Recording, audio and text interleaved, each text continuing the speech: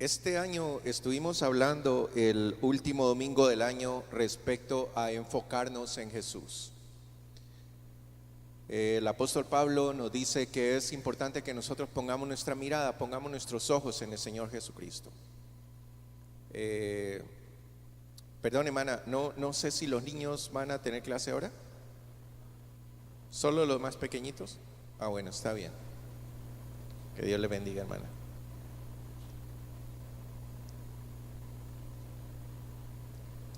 Y entonces, yo les digo, y se lo comenté al hermano Rigoberto y a mi esposa también, un día que estábamos conversando, el mensaje que yo traía para ese día domingo era otro. Ya lo tenían preparado, ya lo había, basado en el mismo pasaje, pero con otro enfoque diferente. Y ese día sábado en la noche que yo estuve orando y preguntándole al Señor respecto al mensaje de ese día, el Señor me cambió el mensaje. Mi mensaje era un mensaje más motivacional y más de declarar el año 2019 como el año de la esperanza, el año de la bendición, el año de tantas cosas. Pero en ese momento yo sentí de parte de Dios y yo podía sentir como que Dios me estuviera dictando y diciendo qué era lo que yo tenía que decir ese domingo.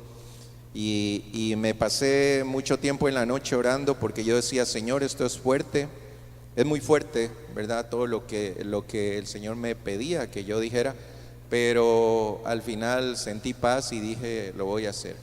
Y eso fue lo que pasó y creo que fue de parte de Dios.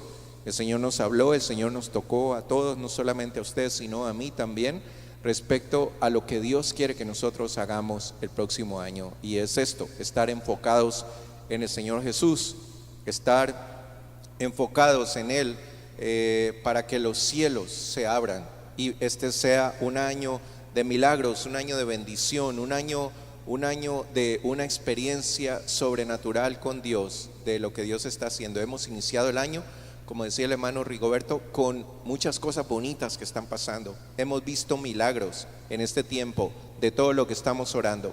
Queremos para todos los hermanos que sepan que cada día en la mañana, a las 5 de la mañana, estamos orando por cada uno de ustedes por nombre. Fíjense ustedes, yo tenía un profesor en el college que decía que lo peor que le puede pasar a alguien es que oren por él, ¿no es cierto? Lo peor en el buen sentido de la palabra, ¿no es cierto? Para los no cristianos eso sí es una cosa terrible, que alguien esté orando por ellos, ¿verdad? Y estamos orando por cada persona de esta congregación por nombre, por cada familia, por cada niño. Estamos orando por el esposo de Betty para que el Señor lo convierta, pero así, o sea, específicamente, ¿verdad? Hemos estado haciendo ese tipo de oraciones y creemos que Dios está haciendo milagros y hemos visto en este tiempo cuando oramos por los enfermos, ¿no es cierto? Oramos por nombre, por cada uno de ellos, no decimos Señor, los enfermos, oramos por la hermana Olimpia, por la hermana Elizabeth, por Madeline, por todos ustedes los que han estado delicados de salud, ¿verdad? Cuando la familia Pavón estaba delicada con su salud, orábamos por cada uno de ellos, poníamos delante de Dios por nombres, y eso es lindo porque creemos que eso es lo que Dios quiere. Y el hermano dijo ahora algo bien interesante. Espero que no nos aburramos, dijo usted, hermano, o esperamos no aburrirlos, ¿no es cierto? A veces yo llamo a algunas personas, cuando no me contestan yo digo, pobrecito, mejor no lo despierto, pero de pronto ya al oír el timbre luego me llaman y me contestan. Yo espero que algunos de ustedes se sigan uniendo a la oración. Es bonito orar solos, pero también es lo que el Señor nos pide, es donde dos o más reunidos, pidiendo, clamando, Él escucha.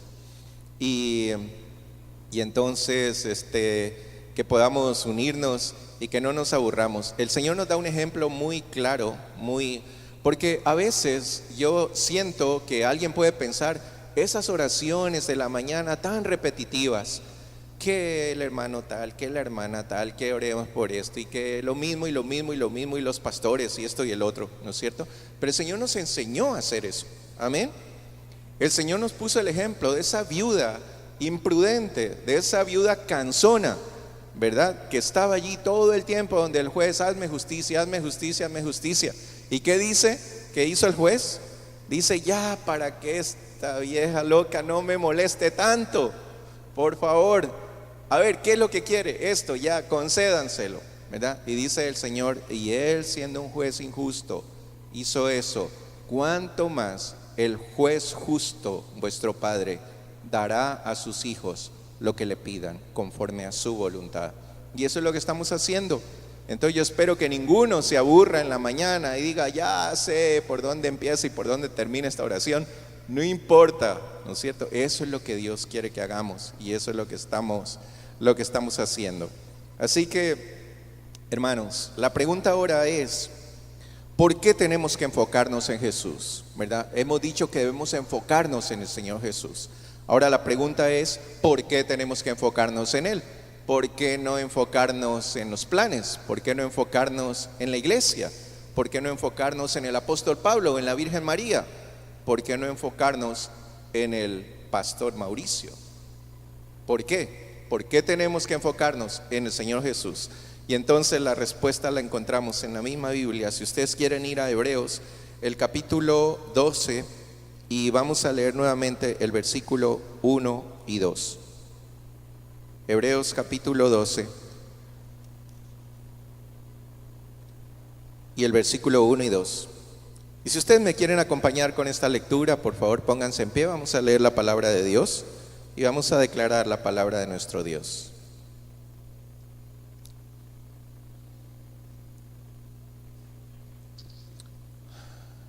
¿Amén? ¿Todos lo tienen? Amén. Digan amén con ganas, hermanos. Amén, eso, gracias. Capítulo 12, versículo 1, vamos a leerlo todos.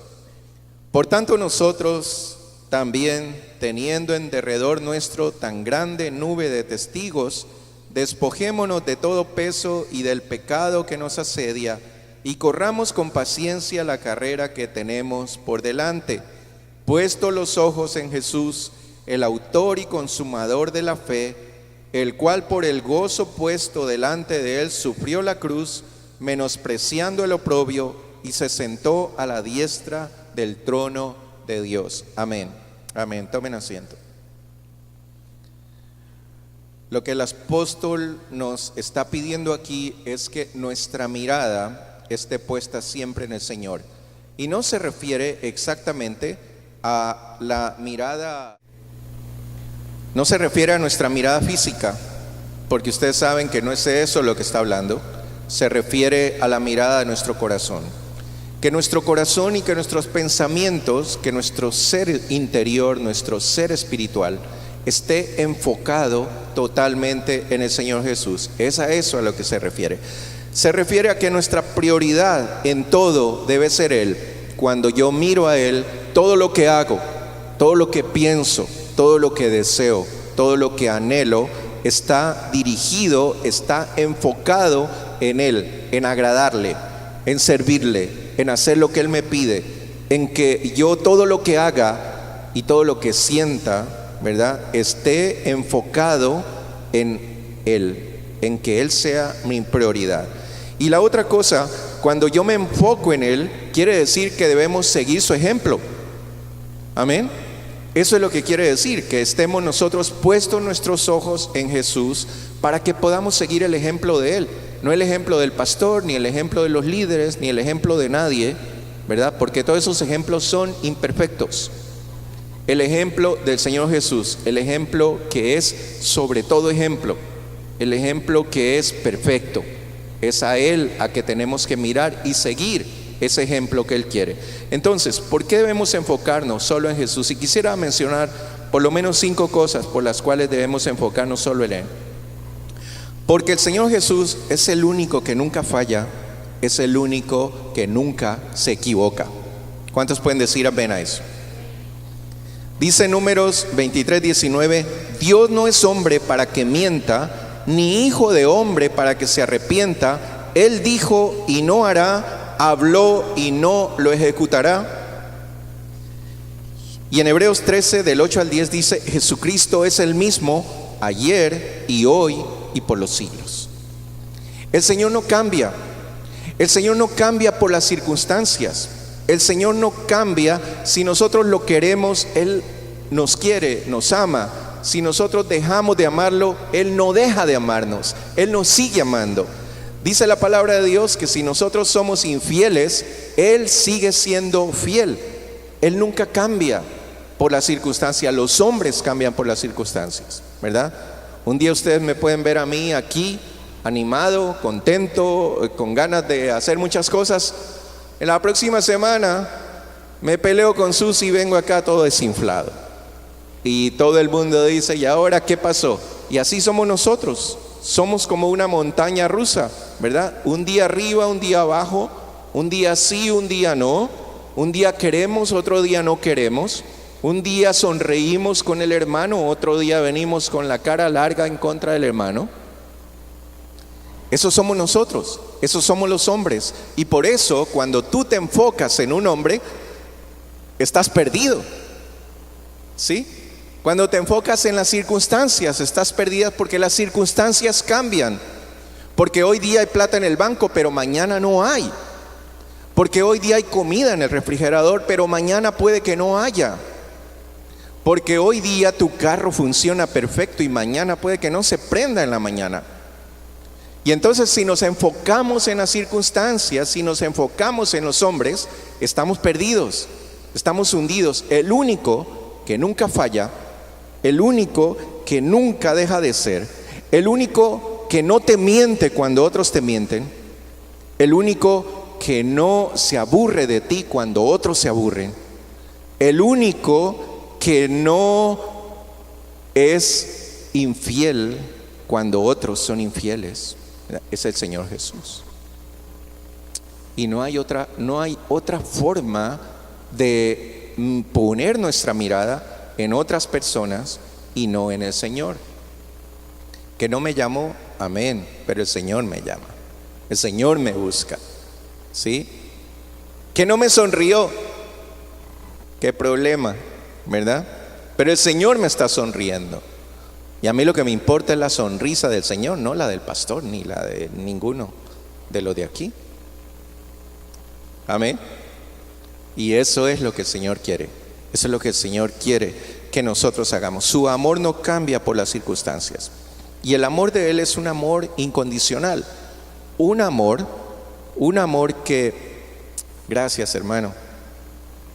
Qué bueno, el hermano ha estado bien atento conmigo hoy día. ¿Qué será lo que quiere? Dice la canción.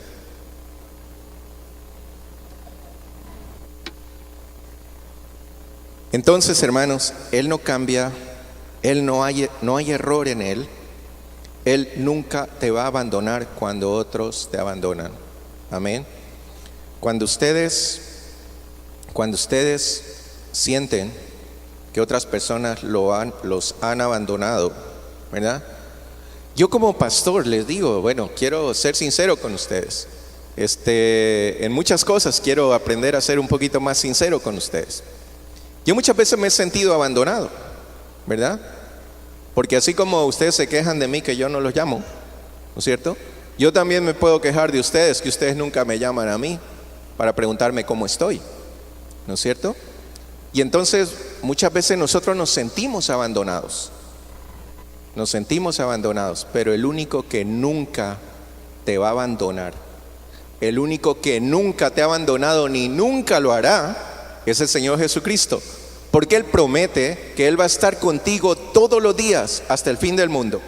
Él promete que en los momentos buenos Él va a estar contigo, que cuando estás alegre Él va a estar contigo, cuando estás amargado, lo que no pasa con los demás. Nadie quiere estar con una persona amargada, ¿verdad?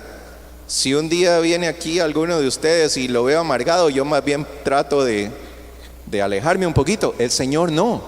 El Señor te ve amargado y al contrario, trata de abrazarte más y decir, ¿qué es lo que te está pasando, mi hijo? El Señor nunca falla. El Señor nunca te abandona, y ese es el motivo por el cual nosotros debemos enfocarnos solamente en Él. La segunda cosa por la que tenemos que enfocarnos solamente en Él es para no desanimarnos por los problemas, por el sufrimiento, por las personas, por la disciplina, para no desanimarnos. Hebreos 12, del 3 al 4 dice: considerad a aquel que sufrió tal contradicción de pecadores contra sí mismo, para que vuestro ánimo no se canse hasta desmayar, porque aún no ha resistido hasta la sangre combatiendo contra el pecado. ¿No? Miren, hermanos, el desánimo viene cuando las cosas no nos salen como queríamos que salgan. Amén. Cuando las personas no cumplen con nosotros como queríamos que las personas cumplan.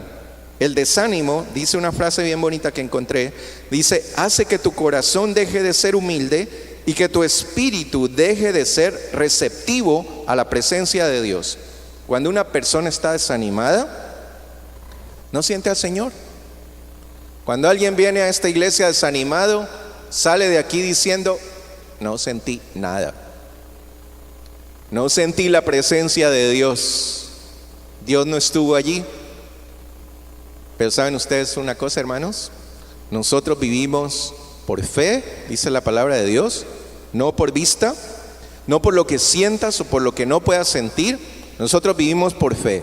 Yo creo que si el Señor dice: en donde están dos o más reunidos en mi nombre, yo estoy ahí en medio de ellos, lo sienta o no lo sienta, tengo que tener la plena certeza y seguridad de que Dios está allí. Amén.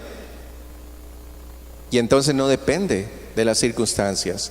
Pero el desánimo viene y entonces el corazón deja de ser humilde, porque cuando una persona está desanimada, el orgullo comienza a salir, ¿verdad? Y comienza a decir: es que yo me merezco algo más.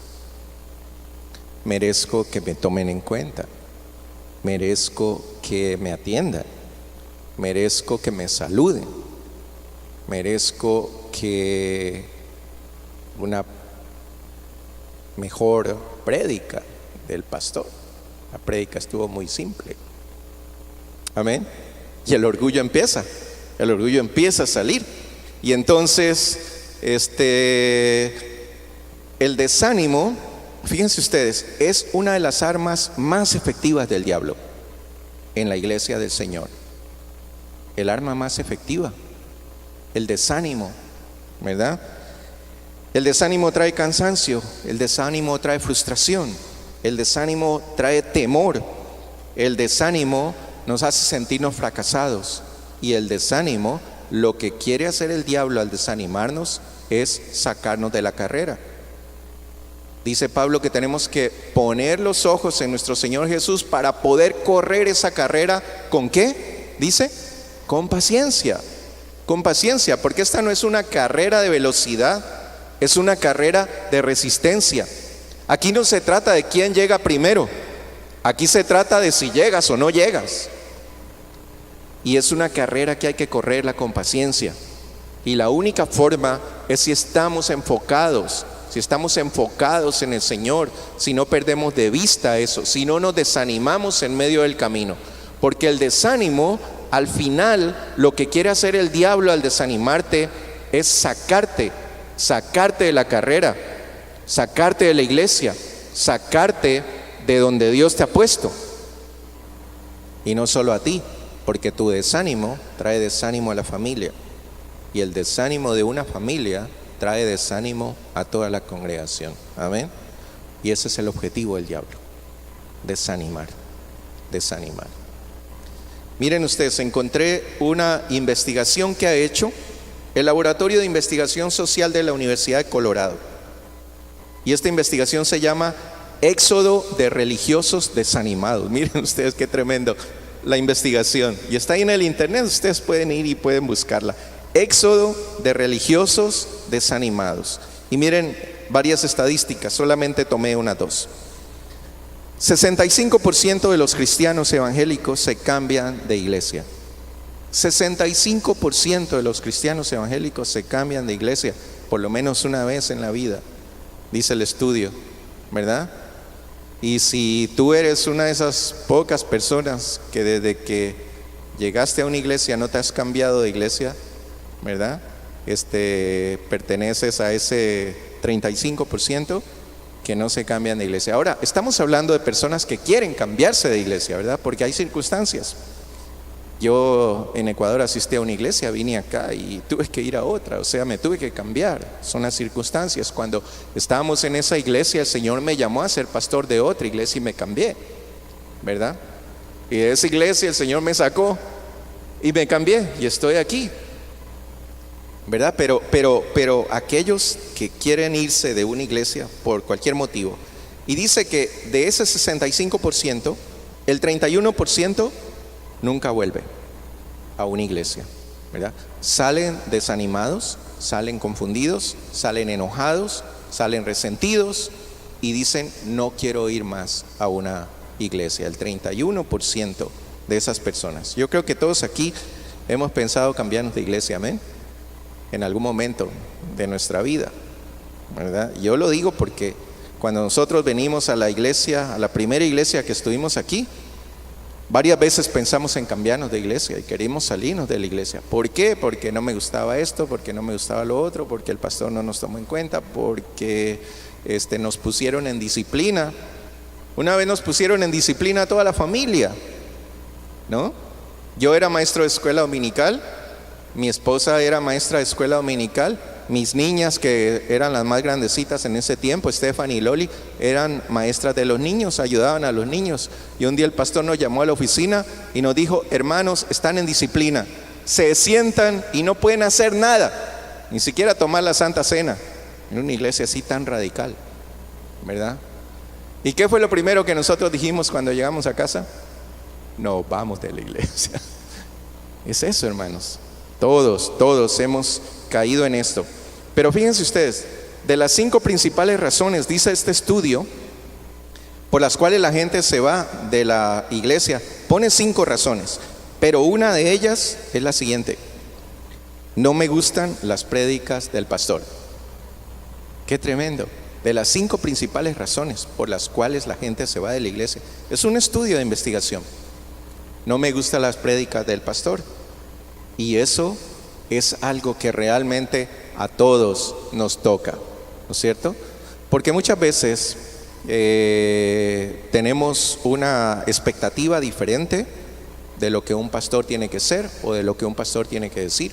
Y cuando ese pastor o esa persona no cumple esas expectativas en nuestra vida, entonces decimos: no, yo creo que es mejor no, ¿sí? Pero también hay otro problema, el problema de que muchas veces nosotros creemos que las prédicas del pastor son indirectas para nosotros. ¿Alguna vez alguien ha pensado eso? No levanten la mano, porque yo sé que todos, ¿no es cierto? Yo mismo puedo levantar la mano, porque era lo que sentíamos nosotros cuando estábamos en esa congregación. La primera que llegamos aquí en Canadá, el pastor no nos conocía, pero del primer día cuando llegamos a esa congregación, ese mensaje era como que él sabía algo de nosotros y comenzó a darnos así, pero en la muela, como dicen en Ecuador, ¿no? Y entonces dijimos, y era así. Muchas veces llegábamos a la iglesia y el pastor predicaba algo y yo le decía a Susi: oye, Susi, tú ya le fuiste con el chisme, ¿no es cierto? Y no, yo no he dicho nada, no he hablado con él, ¿sí? Pero hermanos, la cosa es que para un siervo de Dios es tan difícil ponerse a preparar un mensaje para echarle una indirecta a una persona, ¿no?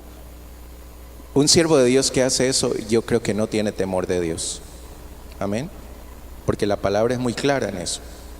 Dice que cuando un profeta, cuando un siervo de Dios habla y dice: esto es palabra de Dios y no es palabra de Dios, ¿no es cierto? El Señor es muy fuerte con eso. El Señor puede destruir a ese profeta, ¿ya? Y nosotros como siervos tenemos que tener temor de eso, ¿ya? No podemos hacerlo. Pero entonces lo que pasa es que el Espíritu Santo se encarga de hablarnos a nosotros. Muchas veces no creemos, muchas veces no pensamos que es así, pero es así. Es el Espíritu de Dios hablándonos. Y miren ustedes lo que dice esta investigación, la otra parte que decía: las personas que se cambian de iglesias en masa no solo son cristianos asistentes, la mayoría ocupan posiciones de liderazgo y cuando se van, la iglesia encuentra difícil reemplazarlos. Miren ustedes, o sea, no solamente son los cristianos comunes y corrientes los que se van de las iglesias, se van muchos que son líderes también en las iglesias y que el enemigo los desanima Y todo el desánimo viene porque quitamos nuestra mirada del Señor Jesús y comenzamos a hundirnos. Cuando Pedro le dijo al Señor Jesús: si eres tú, Señor, manda que yo vaya caminando a ti sobre las aguas. Y el Señor Jesús le dijo: ven. Y mientras Pedro mantuvo enfocada su mirada en el Señor Jesús, él comenzó a caminar sobre el agua. Pero cuando él apartó su mirada y vio la tormenta, y vio las olas, y vio el viento, y vio a los otros 11 cobardes que estaban ahí en la barca temblando del miedo, entonces comenzó él a hundirse también. Y eso es lo que pasa cuando alguien quita los ojos del Señor Jesús, comienza a hundirse. No hay otra, no hay otra. Y la única cosa es pedir auxilio al Señor, volvernos a enfocar en Él y decirle: Señor, dame tu mano, aquí estoy, yo quiero que tú me saques, no me quiero hundir. Y eso es lo que el Señor quiere. La otra cosa por la cual debemos enfocarnos en el Señor Jesús es para que no brote ninguna raíz de amargura. Dice Hebreos 12, del 15 al 16, mirad bien, no sea que alguno deje de alcanzar la gracia de Dios, que brotando alguna raíz de amargura os estorbe, y por ella muchos sean contaminados. No sea que haya algún fornicario o profano como Esaú, que por una sola comida vendió su primogenitura. Y aquí el apóstol Pablo nos hace una referencia a Esaú. Ustedes saben qué fue lo que pasó con Esaú y Jacob. Jacob era el segundo hijo, Esaú era el primogénito. Esaú tenía hambre y le dijo a Jacob: dame de comer. ¿Y qué era lo que estaba preparando Jacob? ¿Ustedes se acuerdan? Era un plato de menestra ecuatoriana. De allí salió, ¿verdad? Era un plato de lentejas que estaba preparando. Y entonces olía tan sabroso que él dijo: dame un poco. Y Jacob se aprovechó de la situación y le dijo: dame tus derechos de primogenitura y te doy de comer. Y el otro dijo: no me importa, dame y llévate todo lo que quieras. Y lo hizo, ¿verdad? Y cuando habla de una raíz de amargura, compara eso con Esaú, porque Esaú vivió amargado por eso toda la vida, por haber hecho eso, ¿verdad? Y eso es lo que muchas veces nosotros como cristianos hacemos en la iglesia. Vendemos nuestra primogenitura por un plato de lentejas, ¿verdad? Que porque no me dieron esto, que porque no hicieron esto, que porque esto, que el otro, inmediatamente brota esa raíz de amargura dentro de nosotros, ¿no es cierto? Hay gente que se amarga porque la hermana Sandra en algún momento le puso el pedazo de pollo más chiquito y al otro se lo puso más grande, ¿sí? Y todo eso, la palabra del Señor está muy clara aquí. Y dice: no pongas tus ojos en la hermana Sandra, no pongas tus ojos en el pastor, no pongas tus ojos en ese pedazo de pollo. Anda, cómprate otro más grande y dile al diablo: aquí me como uno más grande que el que me dieron allá, porque es Dios el que te lo da, no es nadie más. Pero eso es lo que tenemos que evitar, que vendamos nuestra alegría, vendamos nuestra paz, vendamos nuestra tranquilidad, vendamos nuestro enfoque por un plato de lentejas. No vale la pena, hermanos, no vale la pena. Y que esa raíz de amargura, dice el Señor, que no solamente te contamina a ti, sino que contamina a todos los demás. ¿A quién contamina primerito? Adivinen a quién. Ustedes saben, ¿verdad? A la esposa. Porque salen de aquí y van ahí desquitándose con la esposa. Y que no sé qué, no sé cuánto. Ya la amargó a la esposa también. Luego los hijos. Y luego todos los demás. Esa raíz de amargura dice que por una raíz de amargura muchos son contaminados, ¿no es cierto? Y eso es lo que tenemos que evitar, hermanos. Tenemos que evitar en este año eso. Yo les pido en el nombre del Señor, evitemos ese tipo de cosas. Evitemos vender nuestra primogenitura por un plato de lentejas, porque hemos vivido amargados, porque hemos vivido preocupados, porque hemos vivido resentidos por un plato de lentejas, que no vale la pena, no vale la pena. Y es ahí cuando perdemos nuestro enfoque en el Señor y entonces estamos viendo las lentejas en lugar de ver al Señor. Y eso es lo que Dios no quiere. Dios quiere que a pesar de las lentejas o lo que sea, tengas tus ojos puestos en el Señor Jesús. Amén. El cuarto motivo, porque es la única manera de servir a Dios. Hebreos 12, 28, 29 dice: así que, recibiendo nosotros un reino inconmovible, tengamos gratitud y mediante ella sirvamos a Dios agradándole con temor y reverencia, porque nuestro Dios es un fuego consumidor. Hermanos, la única manera que podemos servir al Señor realmente como Dios quiere que lo sirvamos es poniendo nuestros ojos en Dios. ¿Por qué? Porque cuando ponemos nuestros ojos en Dios, dice la palabra del Señor, somos agradecidos con Dios. Y una persona agradecida hace por la persona a quien está agradeciendo lo que sea. Amén. Cuando tú quieres que tu esposa haga algo especial por ti, ¿no es cierto? Haz algo especial por ella. Y cuando haces algo especial por ella, ella está dispuesta, está lista para cualquier cosa. Tú le dices, haz esto, y ella hace. Y párate de cabeza, se para de cabeza, ¿no es cierto? ¿Por qué? Porque está agradecida contigo.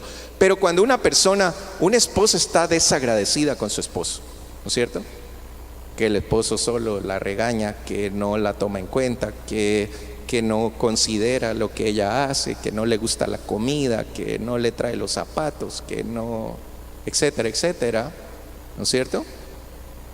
Cuando no está agradecida con su esposo, aunque le diga lo que le diga el esposo, no lo hace, ¿verdad? Y si lo hace, dice como alguien dijo alguna vez, ¿verdad? Por fuera lo estoy haciendo, pero por dentro no lo estoy haciendo. ¿Sí? Pero cuando estamos agradecidos. Y hermanos, aquí no se trata de ser agradecido con el pastor, ni se trata de ser agradecido con los hermanos, ni con el hermano Rigoberto que ora a las 5 de la mañana por todos nosotros, ni con ninguno de esta congregación, ni con tu esposa, ni con tu esposo, ni con tus hijos. No se trata de ser agradecido con ellos, se trata de ser agradecido con Dios. Y cuando estás agradecido con Dios, entonces quieres hacer todo por el Señor. Que te dicen que hay que barrer, lo haces. ¿Por qué? Porque estás agradecido con Dios. Que te dicen que hay que cocinar, lo haces porque estás agradecido con Dios. Si te dicen que hay que hacer cualquier cosa en la iglesia, tú lo haces porque estás agradecido con Dios, porque no estás enfocado en lo que otros han hecho por ti, estás enfocado en lo que Dios hizo por ti y en lo que Dios hace por ti cada día. Y la quinta razón, porque Dios es un Dios celoso y no quiere que mires a nadie más ni busques ayuda en otra parte, ¿no? Yo no sé si ustedes han tenido la experiencia de tener a alguien celoso, pero celoso, ¿cierto? Nosotros como consejeros hemos visto parejas que han tenido una persona tremendamente celosa a su lado, ¿ya? Alguna vez el esposo peleaba con la esposa porque iban en el camino y ella volteaba a ver al que se paró al lado. Inmediatamente se ponía a pelear, ¿verdad? ¿Y por qué lo miras? ¿Y qué? ¿Te gusta? No sé qué. O sea, eran unos celos tremendos, ¿verdad? Pero los celos de Dios, ¿no es cierto?, son los únicos celos santos que hay. No, en los humanos no creo que hay eso, ¿verdad? Un celo santo, pero el celo de Dios es un celo santo. ¿Un celo por qué? Un celo porque Él no quiere perderte. Un celo porque le costaste tanto, pero tanto, que Él no está dispuesto a que tú pongas los ojos en otra persona, que Él no está dispuesto a que tú te fijes en otro Dios, que otra persona no sea tu Dios, que otra persona no sea tu ejemplo, porque le costaste demasiado. Y eres una perla preciosa en las manos de Dios, una perla que Él la buscó, que la rescató, que la compró con precio de sangre, y que Él no quiere perderla. Y por eso Él es un Dios celoso. Por eso, ¿verdad? Qué lindos celos, qué lindos celos. Esos son los celos de Dios. Dice Isaías 31 del 1 al 3, fíjense el celo de Dios. Ay de los que descienden a Egipto por ayuda y confían en caballos y su esperanza ponen en carros, porque son muchos, y en jinetes, porque son valientes, y no buscan al Santo de Israel, ni buscan a Jehová. Y los egipcios, dice él, hombres son, y no Dios, y sus caballos, carne, y no espíritu, de manera que al extender Jehová su mano, caerá el ayudador, y caerá el ayudado, y todos ellos desfallecerán a una. Fíjense qué tremendo, hermanos, qué tremendo es el Señor. ¿Por qué te fijas, dice el Señor, en los egipcios? ¿Por qué te fijas en los caballos que ellos tienen? ¿Porque son muchos? ¿Porque son valientes? ¿Verdad? Pero dice, ellos no son Dios. Yo soy Dios, dice el Señor. Ellos son carne, no son espíritu. Yo soy espíritu, ¿verdad? Y dice el Señor, yo voy a levantar mi mano y todos ellos van a caer, incluyéndote a ti. Qué tremendo, hermanos, qué tremendo. Y eso es lo que pasa, ¿no? Cuando la gente se enfoca en otra persona que no es Dios, ¿no es cierto? Dios se pone celoso, porque sabe que esa persona en algún momento va a fallar, porque esa persona en algún momento va a quedar mal, y porque no solamente va a caer él, sino que te va a arrastrar a ti junto con él. Y eso es lo que ha pasado. Eso es lo que ha pasado. Iglesias que se enfocan en el pastor, cae el pastor, se acabó la iglesia. ¿Por qué? La iglesia no es del pastor, hermanos. El pastor es un siervo, nada más. Y no tenemos que mirar al pastor, ni a los líderes, ni a nadie. Tenemos que enfocarnos solamente en Dios. Y si el otro cayó, yo sigo. Amén. Y si se resbaló, y me resbalo junto con él, me levanto, me sacudo, me seco las lágrimas, me limpio las heridas y sigo adelante, ¿verdad? Pero no tenemos por qué desmayar. Dice el Señor, Jeremías 2:13, 2 males ha hecho mi pueblo. Me dejaron a mí fuente de agua viva y cavaron para sí cisternas rotas que no retienen agua. Y si saben a quién se refiere, hermanos, con esas cisternas rotas. Yo soy una cisterna rota. Cada uno de ustedes es una cisterna rota. Podemos retener agua por un tiempo, pero no por todo el tiempo. Amén. Miren cómo dice la palabra de Dios para todos. Dice, mi pueblo ha cometido 2 pecados en mi contra. Me han abandonado a mí fuente de agua viva y luego han cavado sus propias cisternas, pero estas cisternas están rotas y no pueden darles agua. Miren qué tremendo. Y eso es lo que el Señor quiere, que nos enfoquemos en Él, porque no hay nadie más en quien podamos enfocarnos. Si este año, hermanos, nosotros como congregación hacemos esto, vamos a ver los cielos de Dios abiertos. Vamos a ver las bendiciones de Dios sobre esta congregación. Vamos a dejar de amargarnos y a dejar de resentirnos y a dejar de desanimarnos por todo lo que vemos a nuestro alrededor, y vamos a enfocarnos solamente en Dios y vamos a hacer lo que Dios nos pide hacer. Y eso es lo que queremos para este año. Por favor, hermanos, en el nombre del Señor Jesús, les pido en este día, enfoquémonos en Jesús, en nadie más. Yo mismo, este es un mensaje para mí mismo, ¿no? Muchas veces yo me he desanimado, y uno de mis desánimos, yo no sé si les pasa a todos los pastores, pero uno de mis desánimos es cuando yo me subo aquí. A veces me subo contento, me subo alegre, me subo con ganas de decir cosas y veo las caras de algunos de ustedes. Se lo digo con toda sinceridad, de todo corazón, ¿verdad? Y digo, wow, Señor. Y al final termino yo aquí también medio desinflado, ¿no es cierto? Pero alguien me dijo cuando, después del mensaje del domingo, ese último del año, me dijo, oye pastor, este va a ser el año del que me importa, ¿verdad? Y le dije, pues sí, puede ser, porque no me importa. Si está alguien amargado, a mí no me importa, voy a ayudarlo, voy a tratar de darle ánimo, voy a tratar de levantarlo, pero no me voy a caer con él. Si alguien quiere tirarse de una ventana, yo no, por ser solidario, no voy a tirarme junto con él. Lo que voy a hacer es decirle, por favor, no te tires. Dios te ama, cuídate, mira aquí, tu esposa, tus hijos, tanta cosa. Y eso es lo que Dios quiere que hagamos. Pero que no nos desanimemos, que no nos tiremos con él, que no nos amarguemos por ese tipo de cosas. Quiero terminar con este pasaje precioso, Isaías 31:5. Dice, y esta es una promesa de Dios para su iglesia, dice, como las aves que vuelan, así amparará Jehová de los ejércitos a Jerusalén, amparando, librando, preservando y salvando. Amén. Y eso es lo que creemos para esta congregación.